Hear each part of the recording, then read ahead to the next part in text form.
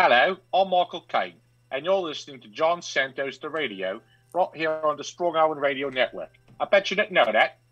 Here's your host of the radio, John Santo. Hello, everybody. Thank you, Michael Caine. Bobby, how was your week? Oh, my week was pretty good. Can't complain. It was quiet, It wasn't a busy holiday week, but it was nice. That was an awkward transition for me because I skipped the line. I forgot to wish everybody a Happy New Year. Welcome to the final show of the year. 2020. It's nice to know after a year we're still learning how to do radio. Well, yeah, I wasn't ready for you, to tell you the truth, but, it's all good. I wasn't ready for me either. I skipped. I had the line. It's right in front of my fat face what to say, and I didn't say it. I think it's Michael Caine's fault because he kind of really rushed your introduction, I feel. Didn't he? He did. Did he rush me? He did rush me. He did. He ended very abruptly. You know what? I don't know if we'll do a take two. Maybe he had something to do. It's not like this is live or anything. No, I mean, he might have had something to do. He might have. It's also in England. It's 2:00 in the morning. Wow. Yeah, he probably fell asleep. Don't worry about it. So we actually do have a lot of people listening overseas. We have a very big contingent in Europe. And in Asia. I can't get anybody to listen here, but no, we are the number one radio show on this network on Mondays at 9:00. No other show comes close. It's quite impressive. You is. are very impressive at what you do. And we also did an opinion poll. I hired a firm, and the radio is the highest satisfaction, the best content, and most audience engagement of any radio show, terrestrial or internet. Wow. And what company analyzed that data? So the research was conducted by Santo Research Partners and Associates, and the data was analyzed by Santo Analytics. Oh, but they're both very reputable firms, so. Very reputable firms, of both of which I just happen to be the president, but they operate independently. There's a firewall between the business and the research. It's like your brain and your mouth. The same thing. Exactly. They operate totally independently. Totally independent. When I was in media before I had my own show, I was in media, and there was a firewall between advertising and content. You couldn't say, "Oh, we'll do a story on you if you advertise." No, that was always totally separate. Yeah. And it is here. All of my sponsors. I don't do a fluff piece to get listeners. But did I tell you about that? I love my Honda. Your I Honda. love my Honda, and oh my God, Honda's a sponsor this week. All right, so let's recap last week's show. Last week's show was a very, very wild, entertaining show. Wasn't Gal Gadot amazing? She was great. She was full of energy. She was funny. She was engaging. She was honest. She was awesome. And I even have the music still. Oh my God, there it is. There's the Wonder Woman music. Why is it so low? Oh, here we go. Oh my God, it blew me away. Yes, Gal Gadot was incredible. Well, that's the Wonder Woman music from the movie. Exactly. The first movie. Have you seen the reviews about Wonder Woman 84? I'm glad we had Gal on last week. Yeah, I have not. A lot of people are saying it's not good. Now, I have not watched it yet. Gal sent me a copy. Mm-hmm. Gal sent me a copy, and I have it. It's like in a nice case. It's a DVD, Blu-ray, whatever it is. And I haven't seen it yet. But Gal sent it to me, autographed, which is very nice. She didn't have to do that. But what did you think of the interview? I thought it was hilarious. I thought it was a great interview. Like I said, she was funny. She was very entertaining. She was honest. She definitely didn't hold back anything. So for those listening who want to catch that interview, they just go back to last week's episode, and you can hear John Santo with Gal live. And Bobby, what is the best way? I was telling everybody to go to, because a lot of people have iHeart. What is the best way they can listen to prior episodes of the radio? Just basically search John Santos the radio. It's as simple as that. That's it? That's it. And iHeart would come up. Are we on the YouTubes? We're on the YouTubes. We're on the tubes. We're on the interwebs. We're on the tubes. So I'm actually working on a new project, a new superhero project. Mm-hmm. And it's going to be, because I have a Superman cape now, and I have a Superman shirt. So I was thinking about making Silvio Dante Superman. Yeah. From The Sopranos, and saying, because you remember did you see the first new Superman where he's like, they're paranoid about Superman. They want to lock him in jail because they're worried that he's an alien and he's dangerous. No, I did not see that. They put him in handcuffs and everything, and I'm like, this is Superman. It's the guy who saved the kid that fell off Niagara Falls.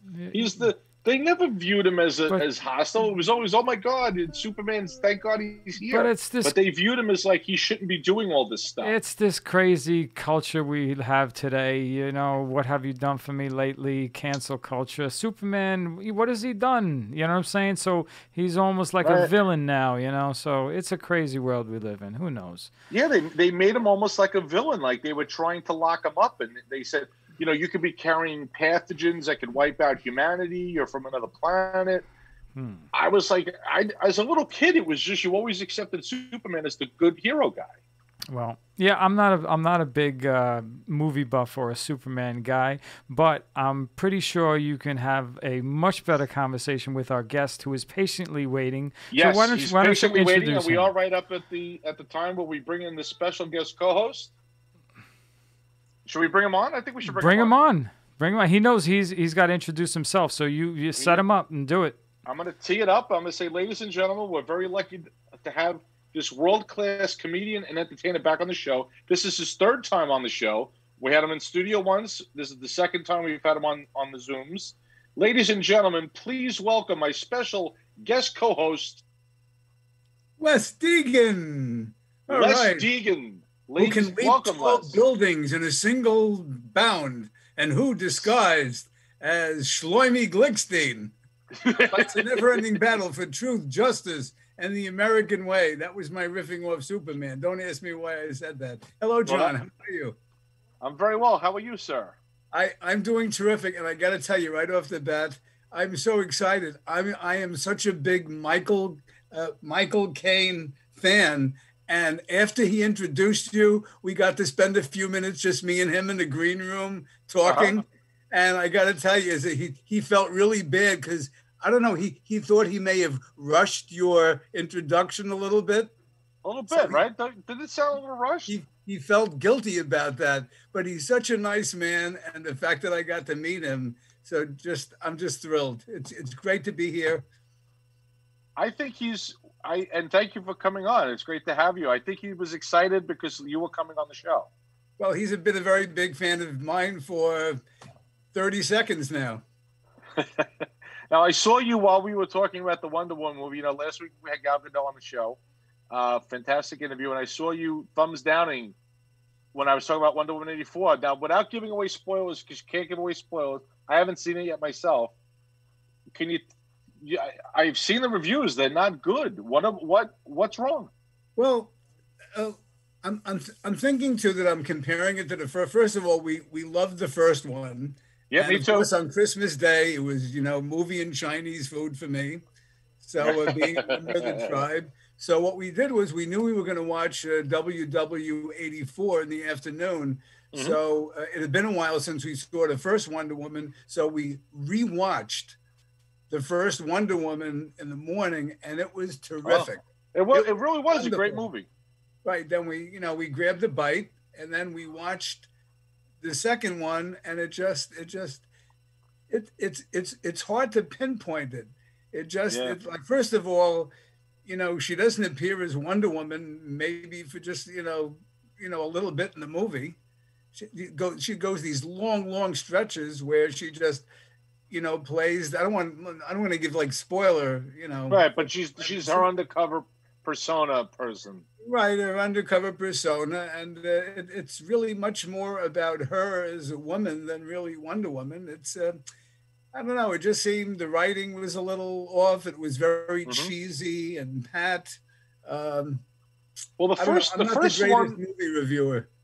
well, the first one when she was going, when the World War One, they didn't want to go across the field, and she's sitting there holding off the Germans with the shield, Right. and letting them. That was incredible. I mean, that's exciting. That's what Wonder Woman does. That's what Wonder Woman does, and and I was hoping that she looks like that, is icing on the cake. Well, that gives a tremendous tactical advantage, and I'm glad they didn't mess with the suit, because they were going to put her in a jumpsuit. In some of the comic books, they had her in and I'm like, that's totally inappropriate, because that's Wonder Woman's traditional Themyscira outfit, and that should be preserved the way it always has been. I'm vehemently opposed to any costume. If she wears the cape for formal occasions, that's okay. I will want to give people a heads up, though. If you watch the movie, and regardless if you loved it or hated, make sure you keep watching through the credits, because there's a very, very nice, pleasant moment, during the credits. So during the credits. So if you go through 2.5 hours and you go, what the hell was that? And as soon as it's over, you turn it off like I did, because we did. And then on Facebook, I was reading some people's reviews, and someone said, by the way, don't, watch the credits. There's a very nice surprise. Well, I posted something. I don't know. Are you a Star Wars Mandalorian fan or anything like that? Not a biggie. Not a biggie. I mean, I didn't see the that follow up. I've seen all the Star Wars. Right. So the Mandalorian is about this guy. He's like a Boba Fett type guy, bounty hunter, and they show him, and it's like a spinoff, right? Now, I normally am not a big spinoff person, but this show's very good. But at the end of the second season, and there's a very exciting tie-in, I don't want to give it away, with the original series. Right. But at the end, like after I never watch the credits, Les. But I happen to be, because my wife was coming home, I had to make sure the house was clean. I left the Mandalorian on as I'm cleaning the kitchen, and all of a sudden, there's something after the credits. There's like a preview. And I'm like, but I didn't know it. So I immediately went on Bookface and posted it.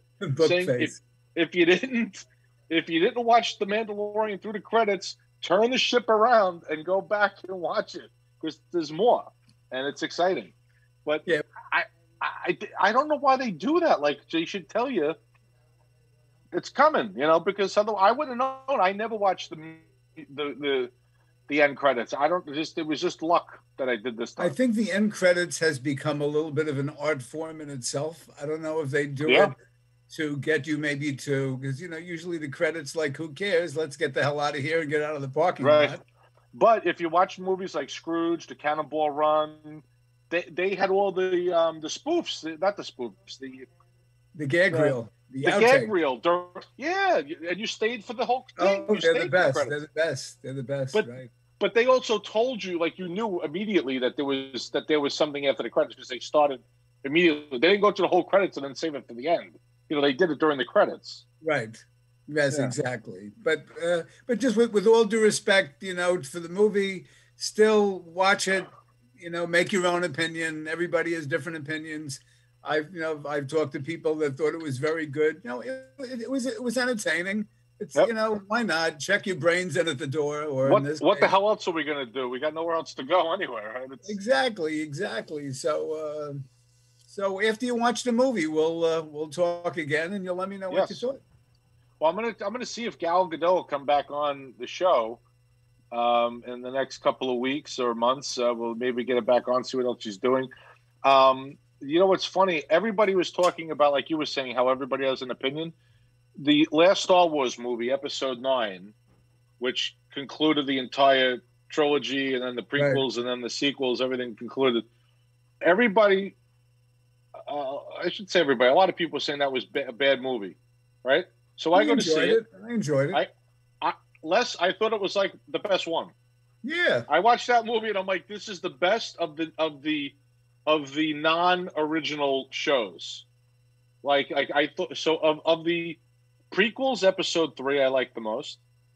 Of the regular trilogy, I liked all of them. But of the post trilogy, 9 was the best. Was the best outside of the original trilogy. And it took me 43 years. I was 7 years old. This is what bothers me: is this new generation can binge watch the entire 9 episodes in a couple of weeks or days, depending on how much they watch. I had to wait 43 years to see the end. You were 7 when the first Star Wars came out? Yeah, so think about it from my perspective, right? I'm 7 years old, I see Star Wars. I'm 10 years old, I had to wait 3 years, right? 3 years in between movies. Not 3 minutes, like they can stream, in big 3 years. Now I get to Empire, and I find out Darth Vader is Luke Skywalker's father. You know how traumatic that is for a 10-year-old kid? I guess. And then I had to wait another 3 years. So I actually don't think that anybody. I think that they need to control it with a password, and the only way you can watch it, you have to wait 3 years in between movies. I think that's a great idea. That's what they should do. If you're a person that's never seen Star Wars before, you start with Episode 4. You have to wait 3 years before you can see Empire Strikes Back, and then you have to wait another 3 years to see Return of the Jedi.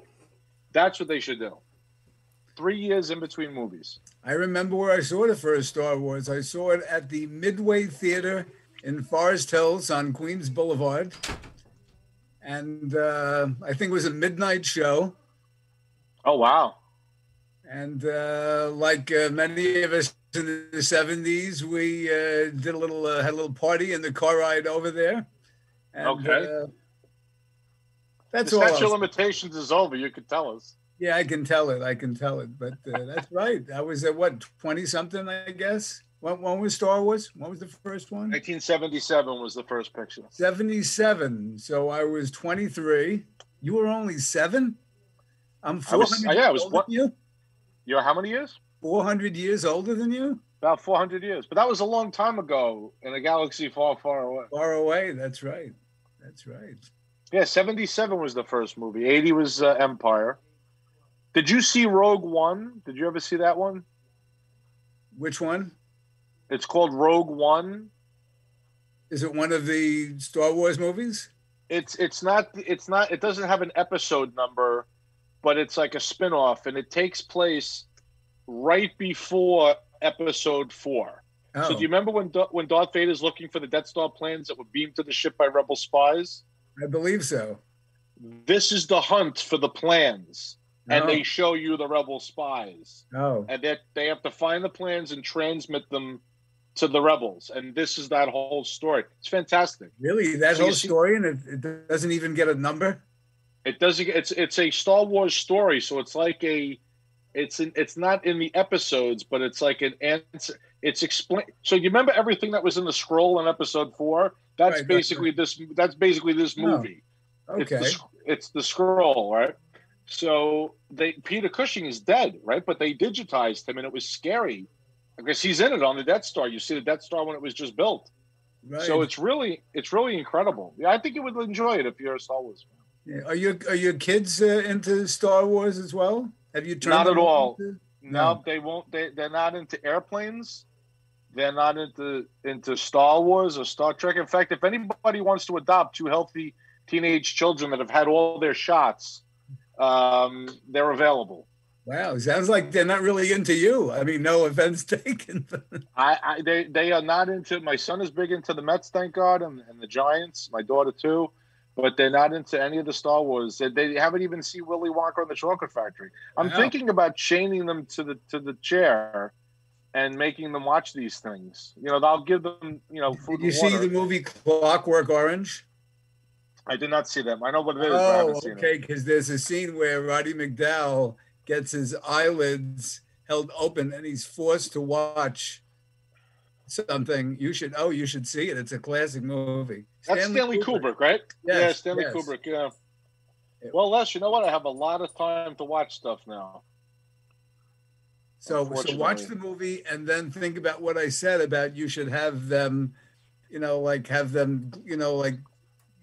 chained into a chair and then have their eyelids held open while enforcing to watch the movie.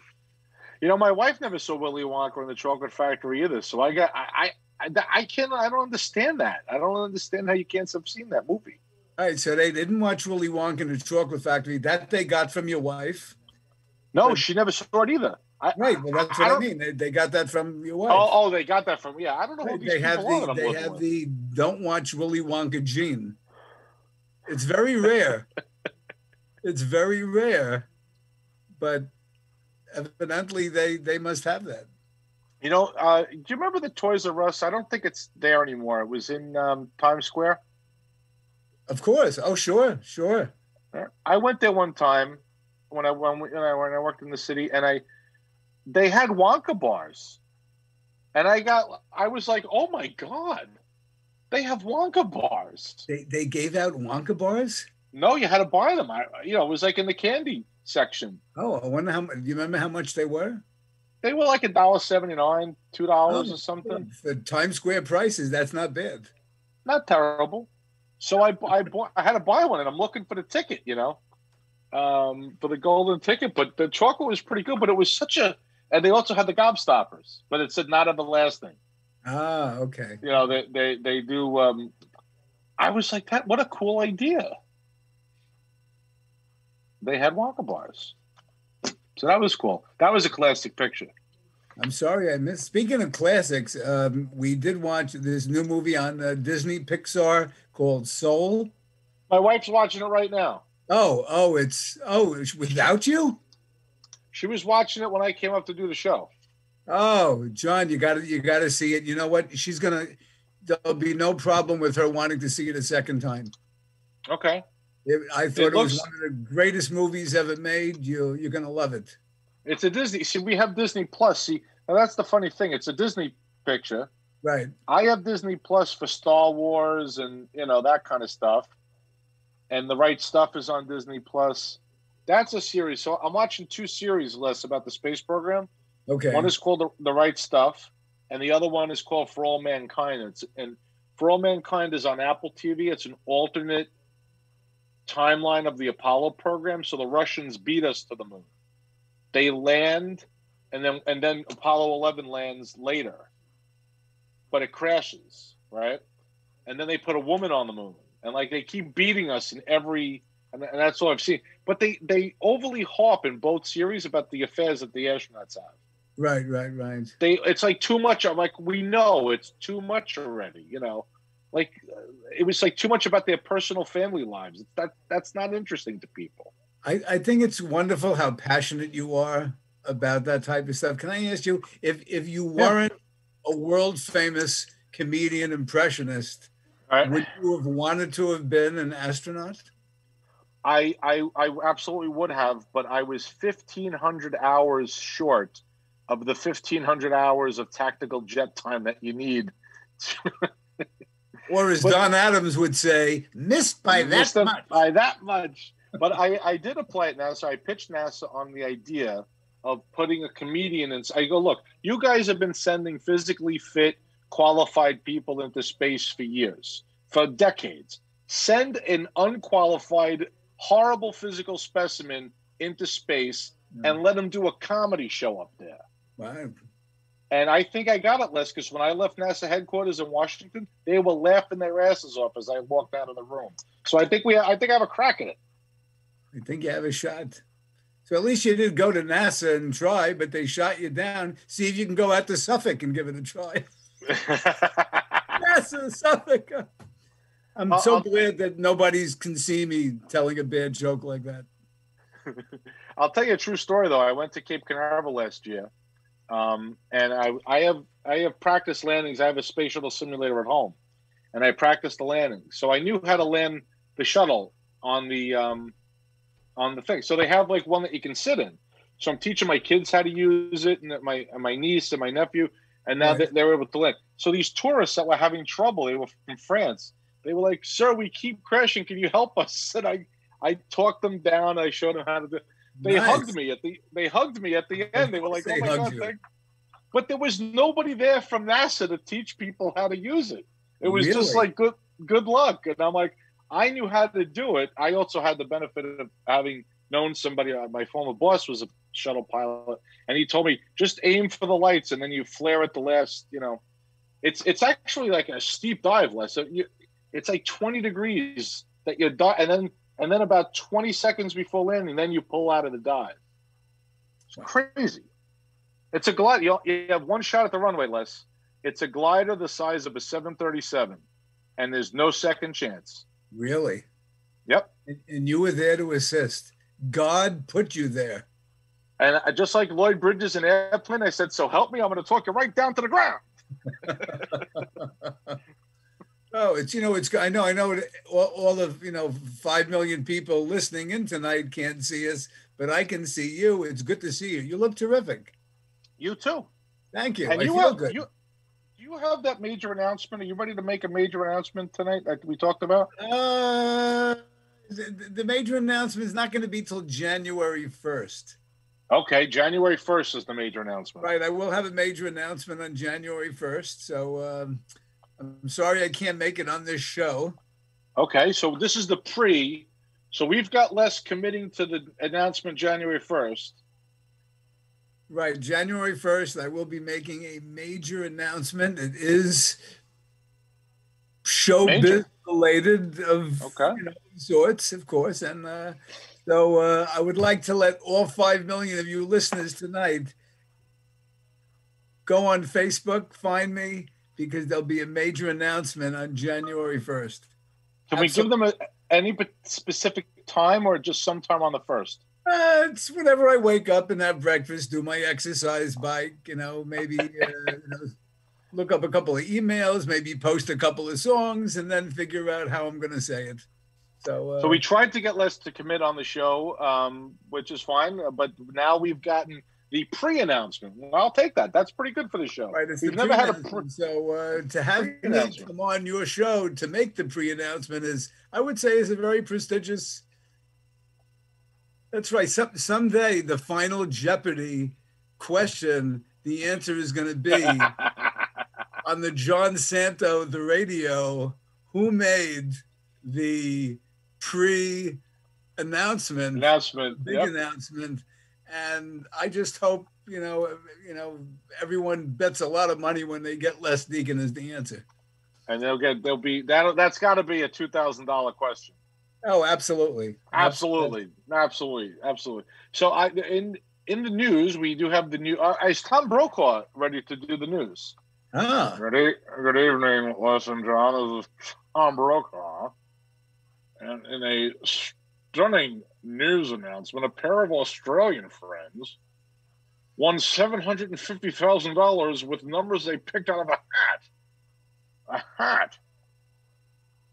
Wow, Tom, that's incredible. Glesh, can you believe that? They won $750. What is Jim Delacus going to do with all that money? Jim is like the only person I know. Give you a plug. He's like the only. I got to get Jim on the show too. I've been trying to get Jim on the show, but he was traveling one time because he travels a lot. I mean, not now, but he travels a lot. Yeah. I don't think he travels a lot now, but he goes back to Australia. He's from Australia. Jim is terrific. I love Jim. Love Jim. He's incredible. And I've always wanted to go to Australia, but that's a long flight. It's a long flight. Even from LA, it's long. Yeah, I've had the friends and relatives go there, and it's a very different experience. It's just you're not in the United States. I mean, they have like very big cities and amazing technology, but there's just a whole different feel to it.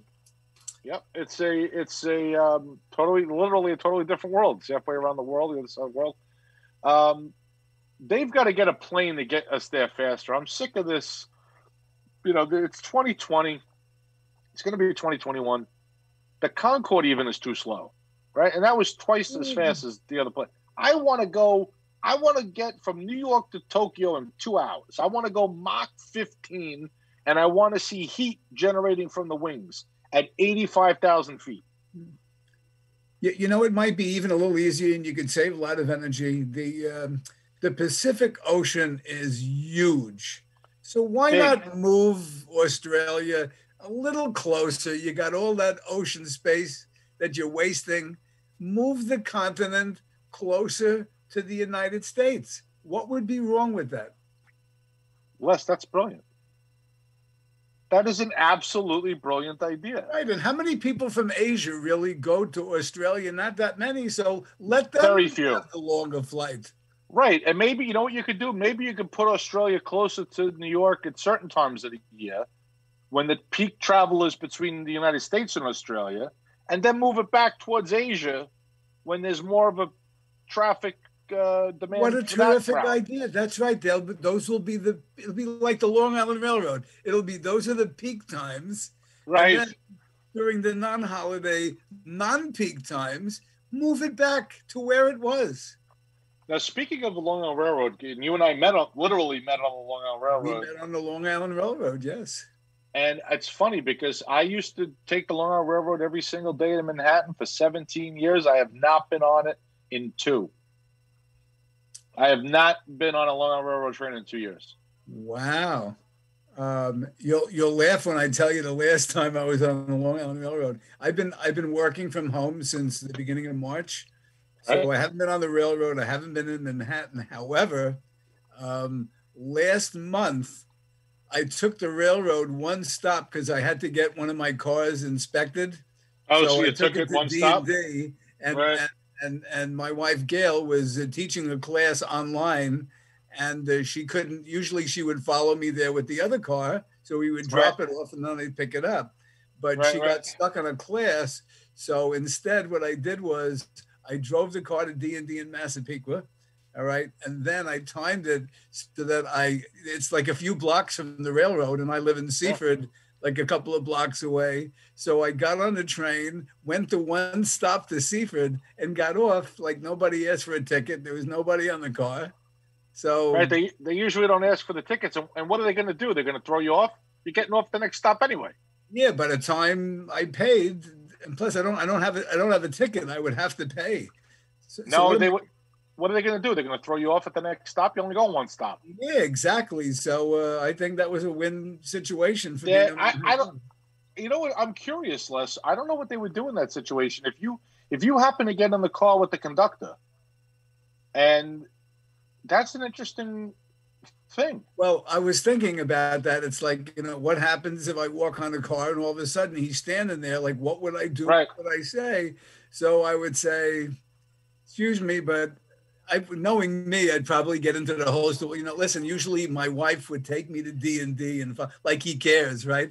Like she would go to D&D, but she couldn't. And I'm only in Seaford and I don't even have my wallet on me. So is there any way you could just why are you handcuffing me? Why are you doing that? Wait, I get off at Seaford. What? I don't want to be in Wantor. Maybe that's how it would all play out. I don't know. That's funny. I don't think anything. I think if you just said, well, first of all, I would probably move to the next car because by the time they go through the cars, I went to the first car. First car. They're usually in the middle and they usually work. I think it'd be fine. So I don't think they would do it. I think if you told the guy, I don't think anything would happen. I mean, what would the fare even be? You're in the same zone. And John, it was like the 714 train from Massapequa. Nobody was on now. Completely empty. I'm looking it up now. Well, that's the one. Isn't that the one that you used to be on the early one with me? Yeah. So let's see. So fares. I'm looking up the fares.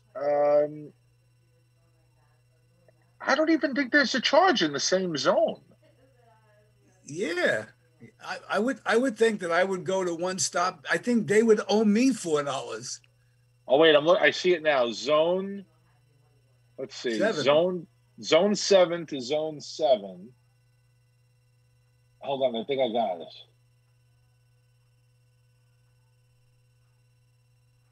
Peak one way from 7 to 7 is actually $3.25. Really? So they would have banged me for $3.25 for going 2 miles? Well, so the thing is, for one stop, I don't think they would charge you. Reduced, the off-peak one way is also $3.25. Then there's a reduced fare one way, $1.50. Plus, I'm a senior. Plus, you're a senior, so then they actually less. They owe you 75 cents. Yeah, if you're a senior. No, I don't think for one. See, I think it's more because let's listen to this. Zone 7 is Massapequa Park to Rockville Center, right? Right. So I could see them if you're going from Massapequa to Rockville Center, you probably got to pay, especially Rockville Center where there are businesses that you can travel Right. to. Right. Right. You got to pay. There's an office building right by the train station, right? But I don't think for that. I don't know. That's an interesting question. If anybody from the railroad is listening, really, please from the tell us. Massapequa diner to Wendy's, how much they going to charge you? That's like nothing. That's like nothing. So anyway, that was the last time I was on the Long Island Railroad, and I can't say I miss it. I miss the people. I miss the kibitzing, but. Do you have any shows coming up for 2021? Anything on the horizon, or are we still kind of like on hold here? Well, let's see. I happen to have a wonderful show on the New Year's Eve with the world's greatest impressionist in Bayside. Oh, the Zoom for this year. That's right. Yes. You mean turn to drive live shows for next year? Live shows, yes. No, I have. As a singer, I have a few of my regular assisted living facilities that are now doing Zoom shows. So I have a few booked. Cool. I have I'm booked at the Amityville Library. I'm back for the third time for my music program in September. So the way we left it off is if we're back, then it'll be live. But if we're still struggling with COVID, then it'll have to be a recorded show. Right. Yeah, I can't wait till we do live again, Les. I mean, I think it's going to be amazing. The first show we do live is going to be incredible. I miss it desperately. We did the first show I had done since March. I did with you in August when we did that parking lot show. Yep. I drove by that. With the Wilshire Comedy Group. That was an incredible show, and it felt surreal to be doing it again. Right. That was great. Was crazy. I drove by that parking lot. I was playing golf. And I drove by and I said to my father-in-law, "Oh, I performed here." And he goes, "Where?" I go, "Right there. Those spaces." Well, which place? No. Right there. Right there. Right after the sidewalk is where I performed. That's right. That was a great night. I think the audience was ready, just as ready as we were. And tell the audience how the people left, because it was in a parking lot with a lot of people in a lot, and how did they left? That's right. If they were sitting on top of cars and lawn chairs outside, and they were in cars. So if they were in the cars, they could listen on a radio station that I guess was synced with the sound system. And if they laughed at your joke, they liked it, they would honk their horn. That was incredible. That really was so cool. You got many honking breaks. So did you. You got a lot of honks. We got a lot of honking breaks. We're a couple of honks, Les. Right. That was the funniest thing. I would tell a joke that fell flat, and I'd go, "Really? No honk on that?"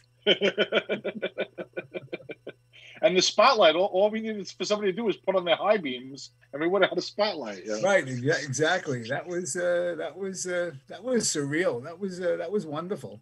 Well, I did a show we did it on the 10th, and I did it in a venue, and we really couldn't promote it because the state was cracking down on people for I don't know why,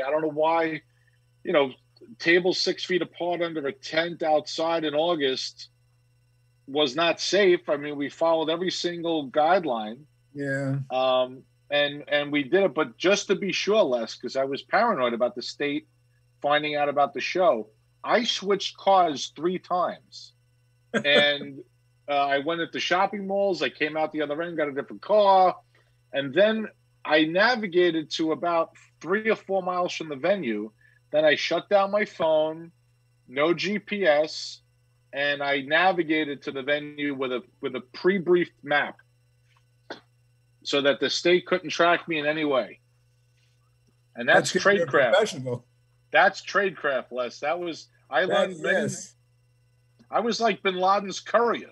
That's right. That's right. That's right. I had to keep changing my route and everything. So but I think we're going to be back with the vaccine and everything. I think hopefully we'll be back, in the summer. I think things will kind of, be opening up. I just it's just I just it amazes me that we could go another 6 months without live stuff. Yeah, I know. I I, know. I And desperately, I'm enjoying our conversation. I don't really get together with that many people. it is weird. I wish we could do more, like not just when we have shows, but like have like powwows with comics because, you know, yeah, I miss the performing part, but there's also like hanging out Oh, before the that's the best show, part. right? And the car ride over and, BSing about stuff with the Oh comics. yeah. And all the nervous energy being shot back and forth, and like all of a sudden that neurotic. Wait a second, do you think I should leave this one in? You think it's Right, too right, much? right. Are we supposed to be clean? Oh, he never said. Like all that, all that back and forth. I miss that. The other thing I'm worried about is, and because I've done a couple of shows, and even the show that we did, Wilshire, I was a little rusty. I felt a little off. And you know how like we always obsess when we forget one joke? Yes. I'm worried about forgetting like entire blocks of stuff because Right, we haven't been up. If it means anything to you, you may have felt rusty, but couldn't tell. Couldn't tell? Couldn't tell you. The energy was great. You were sharp. I didn't hear you miss a line, and I know your act. It's funny, like, 'cause you know what I find really cool is when you can tell another comic a joke from their act, and you're like, "That's my favorite joke." Yeah. From the act, like yours, I think you know which one it is that I love the most because I almost wanted to use it online at the supermarket myself. Oh, okay. So that's my favorite. That one is, and the way you deliver it is. I don't want to say what the line is because people can come see you. They could come. That's right. But rest assured that the line that Les does about the supermarket is hilarious. There you go. That's right. So and everyone, you're going to have to come see me. Show. I'm not going to tell you what the joke is. That's right. Don't tell them. We got to keep the content live. That's right. No spoilers. I don't want to tell you what happens in Wonder Woman. I don't want to tell you my joke about it in the supermarket. And nothing about the act. That's right. Did you see this guy, unless he was on a flight and he got impatient and he blew the emergency slide and exited the aircraft? No. When did that happen? Yeah, I think it was at JFK. It was last week. I've heard of it happening other times. So here's the thing with that. People think, oh, they just reset the slide. No. That aircraft has to be taken out of service, goes back to its maintenance facility, and they're like $20, $30, $40, $50,000 depending on the airplane type to reset one of those. And so think about it, you're on a flight with 100-something people, they have to bring in another, if they can get another airplane, otherwise they got to rebook you on different flights. You might be delayed for hours or days. These people. What was he thinking? What was he thinking? Well, the one, I don't know what this guy was thinking, but there was a guy. Have you ever been on a Boeing 777 airplane? You ever been on one of those? I believe so. So if they can't pull that in, because some places the terminals aren't configured for it. So I landed at Kennedy in one, and we had to exit the airplane through the back. Right now, my wife and I were sitting towards the front. Through the back. Right. So what happens is they bring this thing out to the plane. Okay.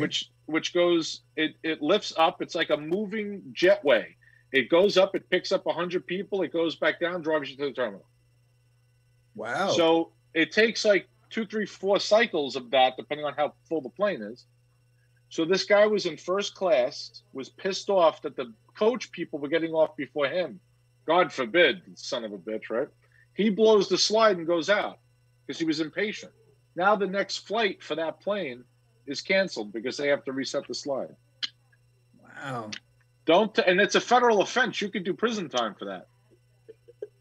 Yeah, like what could be so important? Like, why would he do that? Did they ever determine that?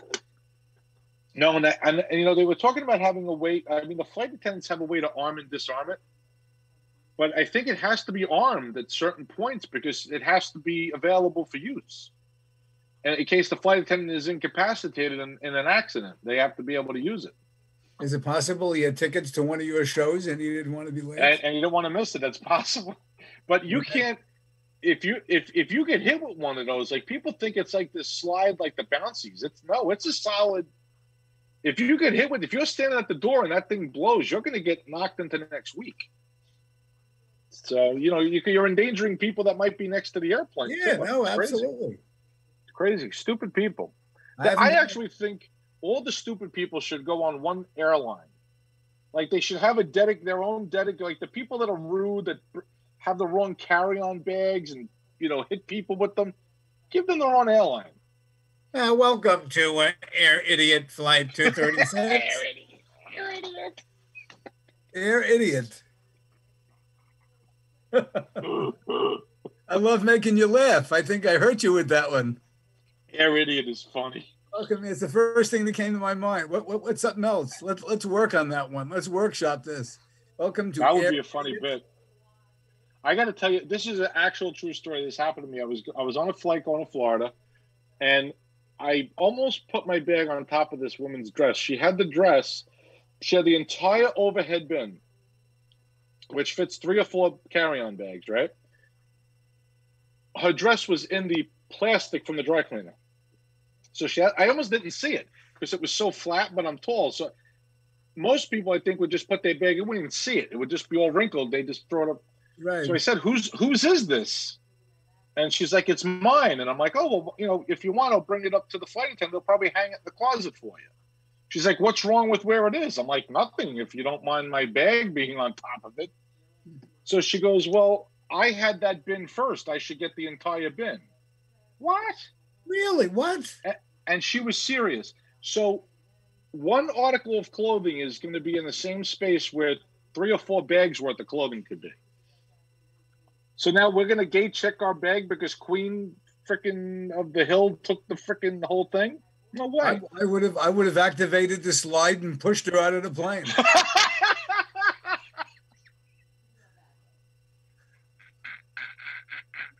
Now that would be a reason to do it. This other guy, I don't know what he was thinking. Now that's the mother of all callbacks right there. There you go. I have my moments.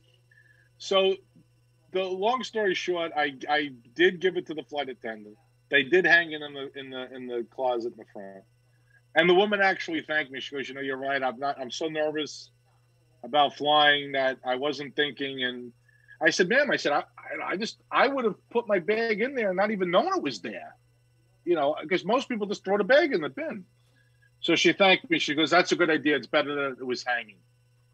And then I gave her some tips about, don't worry about flying. It's okay.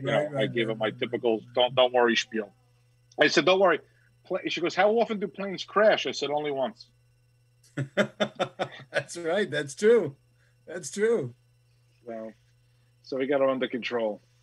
So how was your holiday season?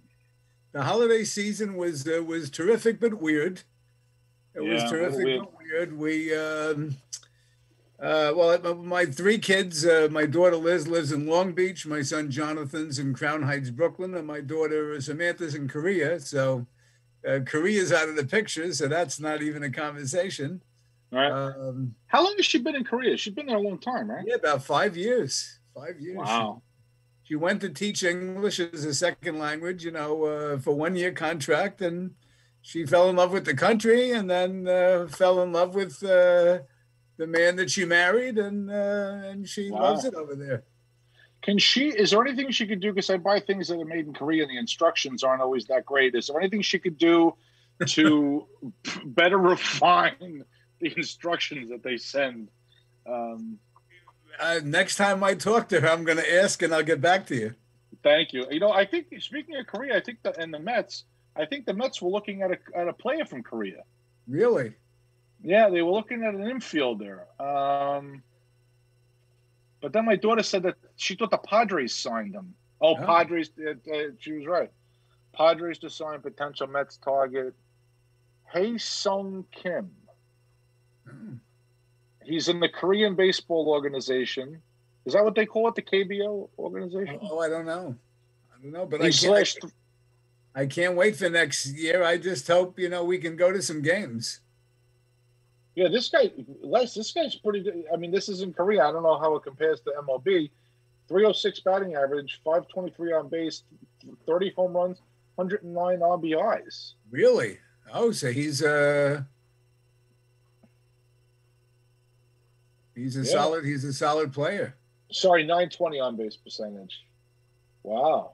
Not a 920 on base percentage. Yeah. So that means he gets No, on OPS. I'm sorry, I'm misreading it. OPS is what? OPS. Yeah. Hold on, I'll look that up. I'm a little. I didn't get much sleep last night. Oh, okay. Baseball. I usually have all these stats in my thing. I was going to say if you had non-base. Oh, on base plus. It's on base plus slugging. I'm an idiot. I figured. Okay. Yeah, so that's not bad. So 523 on base was right because then the slugging. Oh, it's right there. If I would have added the two numbers, I would have got the 920. I'm looking forward to the 2021 Mets.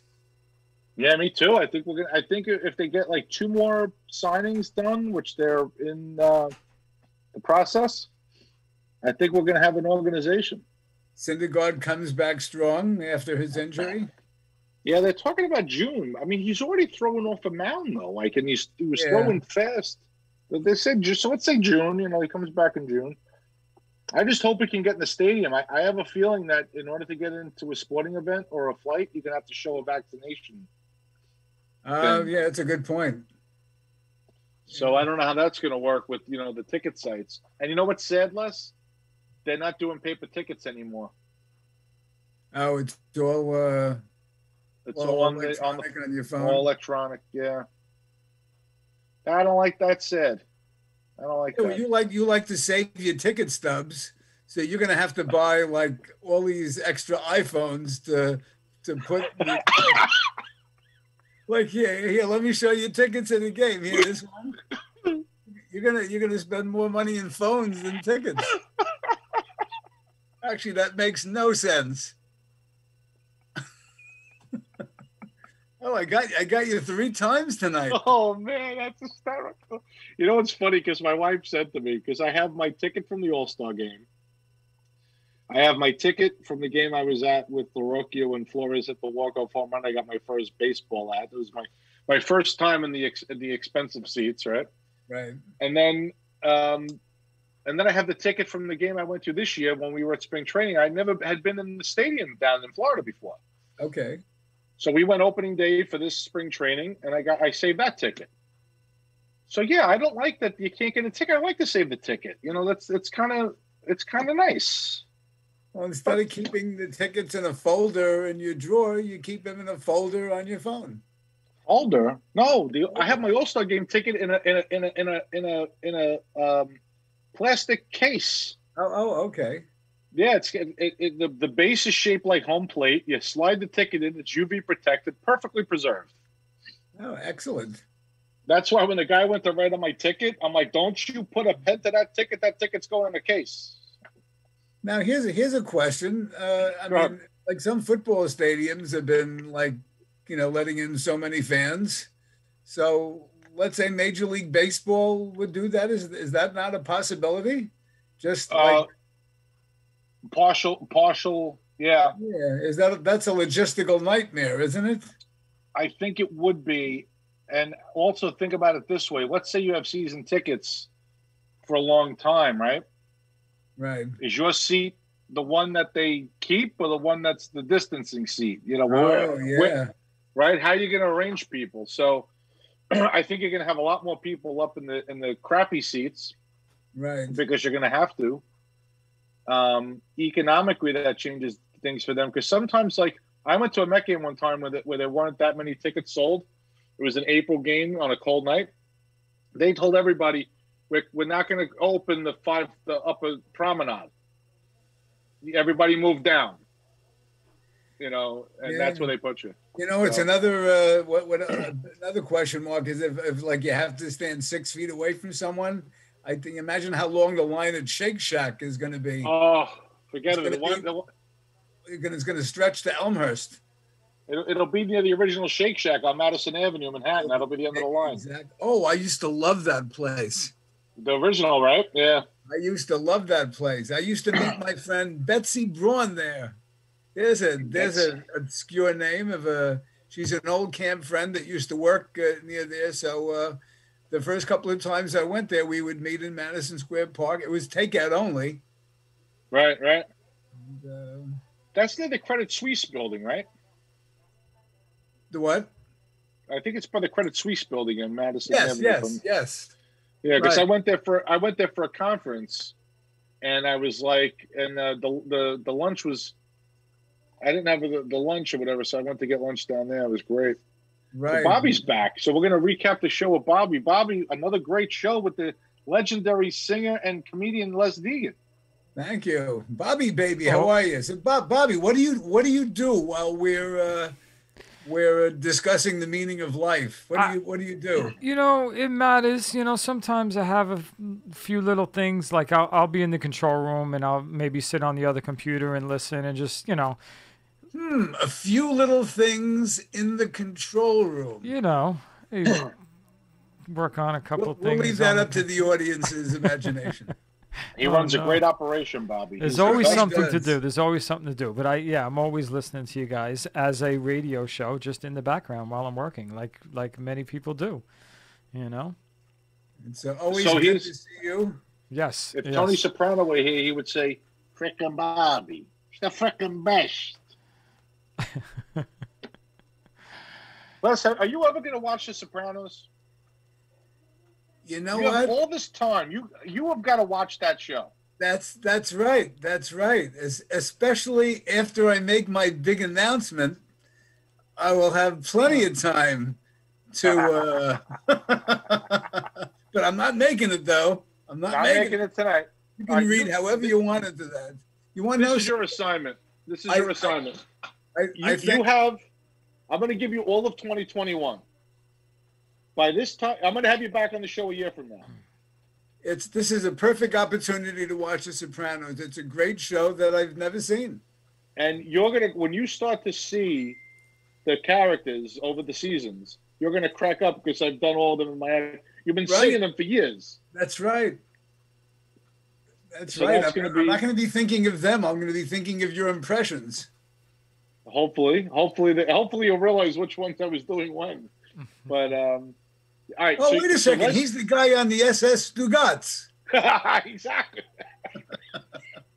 So Les, I'm giving you 1 year. You have until New Year's. I'm going to have you back on the show in the end of the last show of December 2021. Let me get the calendar out. Get the calendar out. See if you're booked, and then the last Monday of December, whatever that is, I don't even know what it is. We'll have Les back, and he will give us a full Sopranos report. Now, if you finish it, to give you incentive. If you finish it sooner, you come back on earlier. Wow! That's a nice incentive.